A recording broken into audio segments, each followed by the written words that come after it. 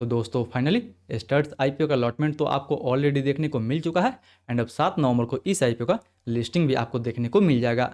इसलिए दोस्तों आज के इस वीडियो में हम लोग बात करने वाले हैं इस आईपीओ की लिस्टिंग डे स्ट्रेटजी के बारे में कि जिनको भी इस आईपीओ में अलॉटमेंट मिला हुआ है या फिर जिनको भी इस आईपीओ में अलॉटमेंट नहीं मिला हुआ है उन दोनों को इस आईपीओ में लिस्टिंग डे के दिन कैसी स्ट्रेटजी बनानी चाहिए ताकि दोनों लोगों को इस आईपीओ में अच्छा खासा प्रॉफिट हो सके। जी हाँ दोस्तों, इस वीडियो में हम लोग बात करेंगे इस आईपीओ के फ्रेश एंट्री के बारे में कि क्या हमें इस आईपीओ में लिस्टिंग डे के दिन फ्रेश एंट्री बनानी चाहिए या फिर नहीं बनानी चाहिए। फ्रेश एंट्री बनानी चाहिए तो केवल शॉर्ट टर्म का व्यू लेके हमें इस आईपीओ में फ्रेश एंट्री बनानी चाहिए या फिर लॉन्ग टर्म का व्यू लेके हमें इस आईपीओ में फ्रेश एंट्री बनानी चाहिए। क्योंकि दोस्तों अलॉटमेंट तो आ चुका है बट सभी को इस आईपीओ का अलॉटमेंट नहीं मिला हुआ है। सो जिनको भी अलॉटमेंट नहीं मिला हुआ है उनके लिए ये वीडियो काफ़ी बेनिफिशियल साबित होने वाली है। सो आप लोग दोस्तों बस इस वीडियो के अंत तक बने रहें ताकि आपको पता लग सके कि इस आईपीओ को आपको होल्ड करनी चाहिए, सेल करनी चाहिए या फिर इस आईपीओ में आपको फ्रेश एंट्री बनानी चाहिए। तो फिर चलिए बिना आपका समय गंवाए सीधा वीडियो में आगे बढ़ते हैं।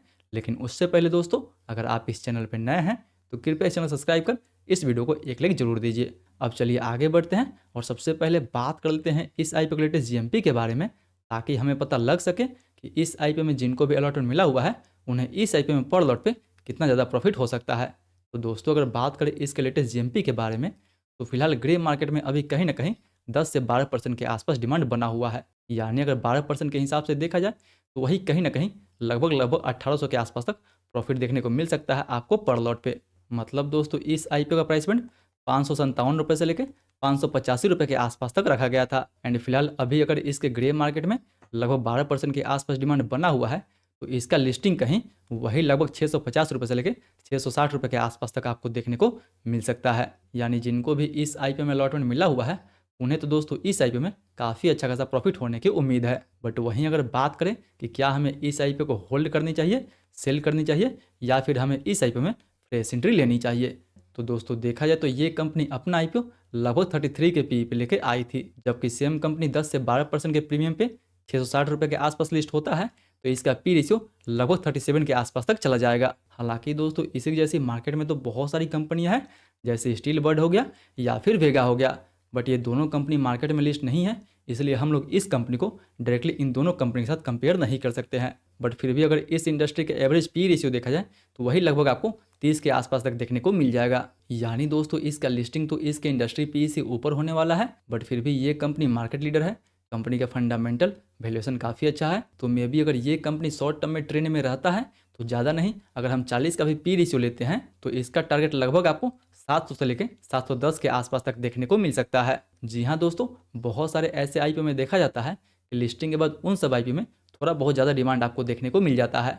हालांकि इस आईपीओ टोटल इशू साइज काफ़ी छोटा है इसलिए मे बी ये जो आईपीओ है वो शॉर्ट टर्म में डिमांड में रह सकता है, क्योंकि 455 करोड़ में से 227 करोड़ का जो हिस्सा है वो तो क्यूआईबी के पास रहने वाला है जो लॉक इन पीरियड की वजह से सेल नहीं हो पाएगा। एंड बाकी बचा 50% जो कोटा है वो एचएनआई के लिए रखा गया था एंड इवन रिटेल के लिए रखा गया था। इसलिए इस आईपीओ का जो सप्लाई होगा वो केवल आपको 50% के आसपास ही देखने को मिलेगा। हालांकि आईपीओ काफ़ी छोटा है तो ये सप्लाई भी काफ़ी छोटा रहने वाला है, इसलिए मे भी अगर शॉर्ट टर्म में ये आईपीओ चलता है तो हमें 700 या फिर 710 का टारगेट इजीली हमें देखने को मिल सकता है। बट फिलहाल दोस्तों मार्केट को देखते हुए अगर आप इस आईपीओ में रिस्क लेना नहीं चाहते हैं तो जी हाँ, इस आईपीओ में अगर आप चाहें तो प्रॉफिट बुकिंग भी कर सकते हैं। यानी जहां ये आईपीओ खुलता है वहीं आप चाहें तो इस आईपीओ को सेल कर सकते हैं, क्योंकि अगर 2-4 दिन में ही 10 से 12% का आपको इजीली गेन मिल रहा है तो ये 10 से 12% का भी जो गेन है वो डिसेंट गेन माना जाएगा। इसलिए अगर आपको इस आईपीओ में रिस्क नहीं लेना है तो जी हाँ दोस्तों, बिल्कुल आप इस आईपीओ को सेल कर सकते हैं। बट वहीं दोस्तों अगर आप इस आईपीओ में रिस्क लेना चाहते हैं तो जी हाँ, बेशक नीचे के लेवल पे एक छोटा बहुत आप स्टॉप लॉस रख के इस आईपीओ को शॉर्ट टर्म के लिए होल्ड भी कर सकते हैं। यानी जहां भी इस आईपीओ का लिस्टिंग हो रहा है वहां से 2 से 5% का स्टॉप लॉस लगा के इस आईपीओ को आप चाहें तो होल्ड कर सकते हैं। बट याद रहे दोस्तों कि लिस्टिंग के दिन इस आईपीओ में कोई भी डिसीजन आपको जल्दीबाजी में नहीं लेनी है। सबसे पहले प्री आईपीओ सेशन में इस आईपीओ के प्राइस को एंड डिमांड को अच्छे से एनालिसिस करना है, उसके बाद ही आपको इस आईपीओ में कोई भी डिसीजन लेनी चाहिए। एंड हाँ दोस्तों, अगर आप भी हमारे साथ मिलकर प्री आईपीओ सेशन में इसके प्राइस एंड वॉल्यूम को अच्छे से एनालिसिस करना चाहते हैं तो उसके लिए मेक श्योर कि आप हमारे टेलीग्राम ग्रुप से जुड़ सकते हैं, जहाँ पे हर आईपीओ के प्री आईपीओ सेशन में ही उसके प्राइस एंड वॉल्यूम को हम लोग अच्छे से एनालिसिस करते हैं एंड ये देखने की कोशिश करते हैं कि लिस्टिंग के बाद वो आईपीओ में सीधा डिमांड आ सकता है या फिर अच्छा खासा सप्लाई भी हमें देखने को मिल सकता है। सो मेक श्योर कि नीचे डिस्क्रिप्शन में टेलीग्राम ग्रुप का लिंक दिया हुआ है, वहाँ से टेलीग्राम ग्रुप ज्वाइन करना ना भूलें। बाकी बात दोस्तों, अगर अभी तक आपने इस आईपीओ का फुल रिव्यू नहीं देखे हैं तो एक बार लिस्टिंग से पहले इस आईपीओ का फुल रिव्यू जरूर देखें, ताकि आपको एटलीस्ट अंदाज़ा लग जाएगा कि आखिर ये कंपनी कैसी है, कंपनी का फंडामेंटल कैसा है एंड कंपनी का वैल्यूएशन कैसा है। बाकी बात दोस्तों, आज के लिए बस इतना ही। आगे आपका क्या ओपिनियन है? आप इस आईपीओ को होल्ड करने वाले हैं, सेल करने वाले हैं या फिर फ्रेश एंट्री बनाने वाले हैं?